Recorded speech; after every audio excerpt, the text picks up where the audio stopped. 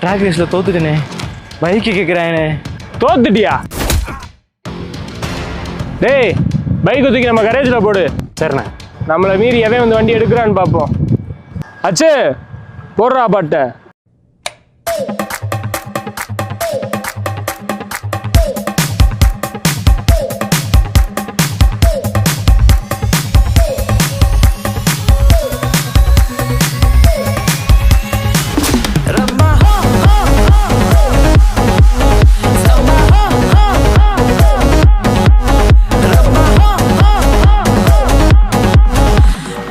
இதில் யாரா மாப்பிள்ள?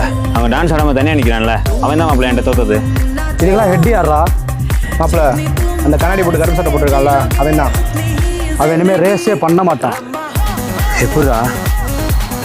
நீயே பார்ப்ப.